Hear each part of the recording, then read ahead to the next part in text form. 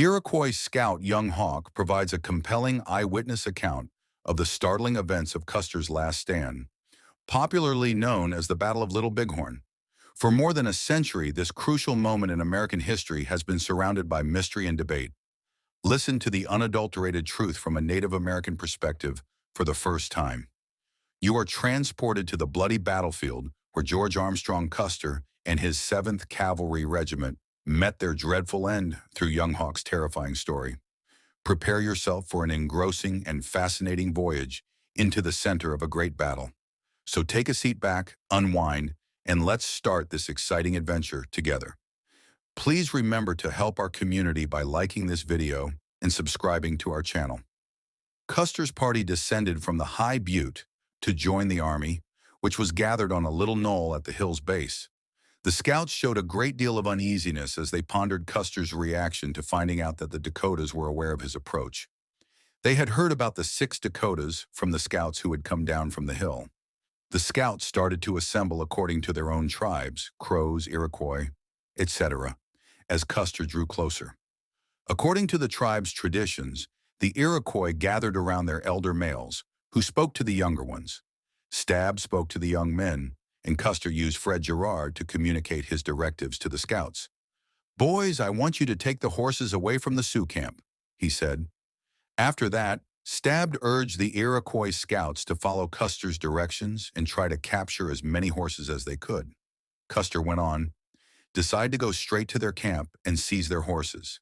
It's going to be a long day, boys. You need to strengthen your nerves because today will provide you with invaluable experience." Girard told the scouts that the bugle sounded as they arrived at the top of the ridge, indicating that the flag had been unfurled. This caused a great deal of excitement, and everyone got ready by reducing their loads and tightening their girths. Custer commanded the scouts to move forward as another bugle blast rang out. They went down into the arid coulee, and when they were about halfway to the high ridge on the right, Young Hawk noticed some scouts looking toward the lone teepee at the base of the ridge. As the others came closer, the scouts and his company slowed. Then from behind them, they heard Girard say, "The chief orders you to charge." In response, Strikes 2 wrote, "What are we doing?" and gave a war yell. We all let out battle whoops at this point, and Strikes 2 was the first to arrive at the lone teepee and hit it with his whip. Following, Young Hawk dismounted on the north side of the teepee, took a knife from his belt, and cut the tent from top to bottom. There he saw a scaffold with a dead person draped in a buffalo robe on it. Young Hawk saw Red Star riding next to him at that same moment. The scouts all ran around to the north side of the teepee and turned into the arid coulee beyond, where they passed the white soldiers and continued riding together in a frenzied crowd. While some of the scouts trailed behind, the more proficient riders kept up with the army.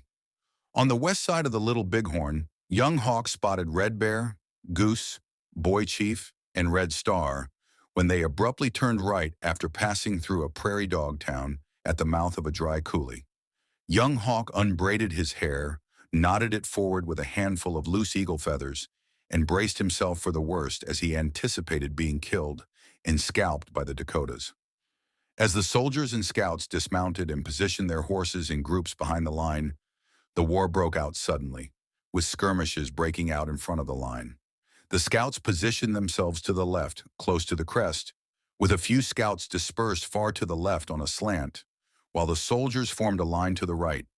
The bobtailed bulls were positioned closest to the crest and farthest to the left. In front of the line, Dakota's skirmishers rode back and forth. The scouts stood in the following sequence, with Young Hawk moving to the right to take his place. A long way out on the left flank is Bobtailed Bull, followed by Red Bear, Little Brave, Forked Horn, Red Foolish Bear, Goose, Big Belly, Crow, and Strike's enemy, Crow. Big Belly and Goose were separated by Young Hawk. Bloody Knife materialized on the Little Bighorn behind them, coming straight at me. I looked up at his clothing and saw the bear's claw with clamshell, the unique black handkerchief with blue stars, and the present from Custer. Speaking to me, Bloody Knife said that Custer's directives pertaining to the Sioux horses were being carried out. They're seizing the horses. He then moved behind the line and stood next to Little Brave. Our line bent back toward the river as the battle grew more intense. As a result of numerous soldiers falling, our forces started to withdraw. About 16 feet from our line, a Dakota warrior bravely charged and closed in on the soldiers before being shot and killed. He was mounted on a bald-faced sorrel horse with a scarlet cloth tied around its tail. I claimed the horse as it continued to approach us after the warrior fell. Red Bear didn't show up to accept the captive horse when I yelled at him to do so. Rather, a Crow Indian named Big Belly came up and said, "Brother, I want this horse, give it to me." Young Hawk had a friend named Big Belly, who was also called Half Yellowface. He rode the newly acquired Dakota horse, letting go of his own subpar mount. The Dakotas, meantime, had been congregating behind the crest that Bobtailed Bull was closest to. Over the ridge, a thick crowd of Dakotas suddenly materialized, rushing in unison toward Bobtailed Bull. At the same time, a white soldier in the area turned to Young Hawk and said, "John, you go." We had to retreat across the river, some 2 miles downstream, as the Dakota assault drove our line back into the soldiers. It was a strenuous climb as we crossed the flat and went diagonally up the cliff. The scouts, Half Yellowface, Strike's adversary, the 2 crows, Red Foolish Bear, Forked Horn, Goose, and Young Hawk trailed behind the soldiers as they led the retreat.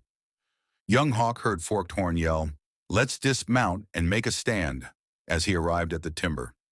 This resulted from Bobtailed Bull's vulnerable position, as he had fallen back close to the troops' fort while being closely followed by the Dakotas. Young Hawk and Goose both jumped off their horses after interpreting this as a general signal for the scouts. The Dakotas turned back when they fired at them without stopping their horses. At the troops' fort, Bobtailed Bull was able to cross the river.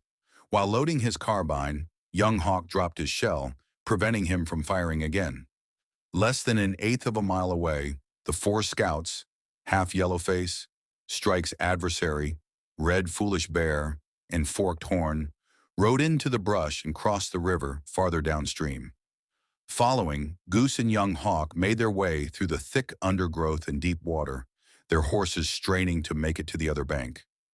The other 4 scouts who had ridden ahead without their knowledge were discovered by them as they took cover in a thick tree grove.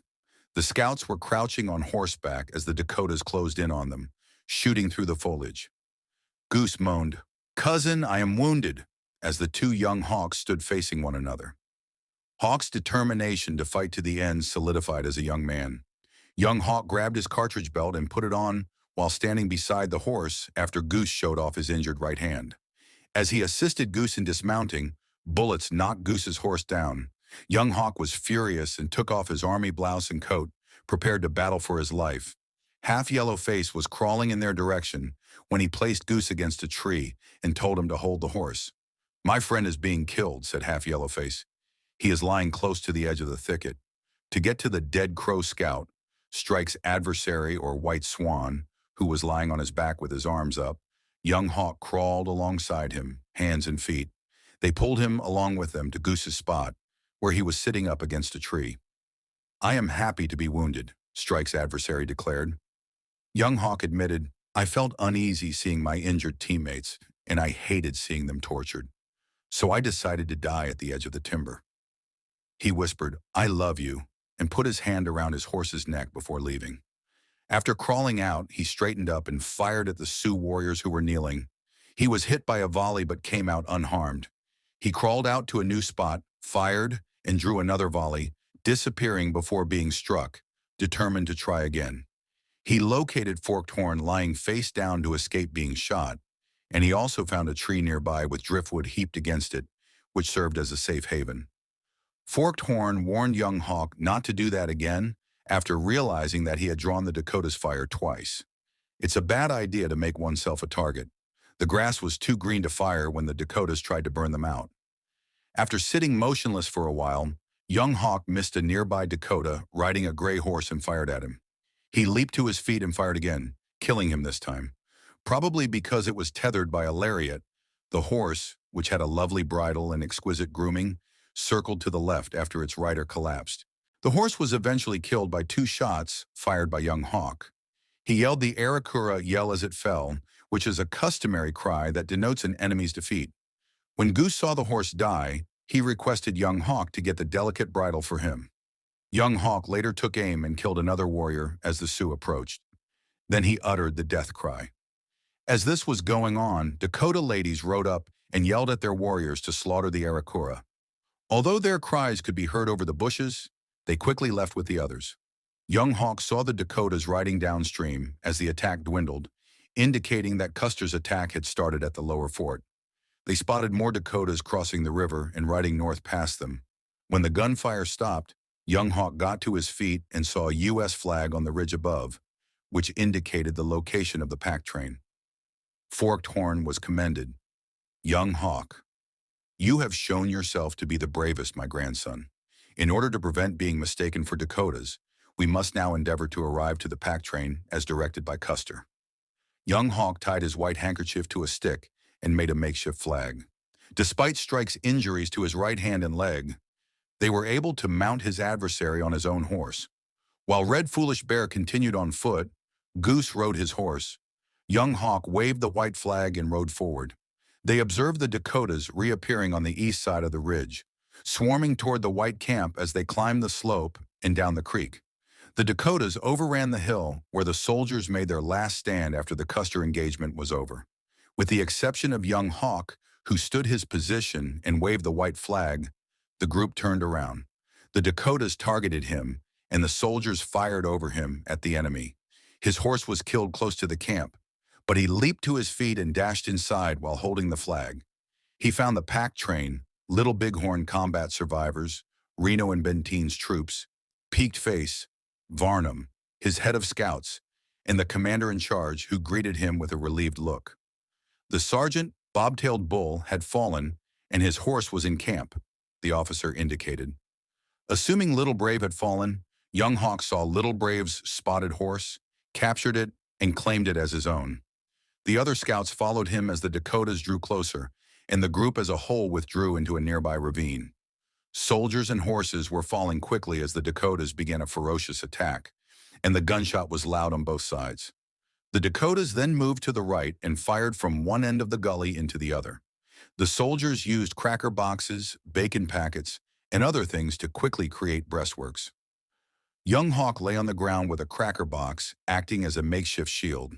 He did not take part in the construction of the breastworks. As their lines advanced in a crouching stance, the Dakotas enveloped them and opened fire from all directions. There was so much gunfire that it was impossible to hear anything else. Since the breastworks were thought to be the safest place, the injured were dragged there. This fierce combat went on uninterrupted till nightfall. The dead were set aside, and the injured were attended to as night fell. Throughout the night, the troops stayed alert in case the Dakota attacked. A few shots were fired at sunrise, and the fierce struggle that lasted until late afternoon commenced. On the side nearest the ridge and the Dakota lines, the scouts had regrouped. An officer approached the scouts on the first afternoon with a message that needed to be delivered after nightfall. Okay, it was sent by Forked Hornet. Goose was told by the officer that each scout would deliver the identical message because he was unable to participate because of his injuries. The officer later returned with a sergeant, indicating that he would go with them to make sure that the situation in the camp would be known if all of the scouts were murdered. Despite having an injured hand, Goose insisted on going because he wanted to experience the same destiny as the others. The officer made it clear that the communication was intended for the U.S. president, who would use it to tell everyone what had happened. They were told to ride hard, ignoring anyone who may be shot by the Dakotas, and were allowed to ride government horses, which were quicker than their own. Scouts were supposed to leave the message paper on the ground if they were shot or injured so that soldiers could locate it later and comprehend the circumstances. Forked Horn thought the government horses would perform better without their shoes, so he asked that they be taken off. Following the preparation of the messages, the two Crow Scouts stayed behind, one to tend to the injured scout. Goose, Forked Horn, Red Foolish Bear, Young Hawk, and the White Sergeant were the messengers, prepared to set off on their dangerous expedition. They followed the ravine out when night fell, but they were ambushed by the Dakotas and had to quickly flee.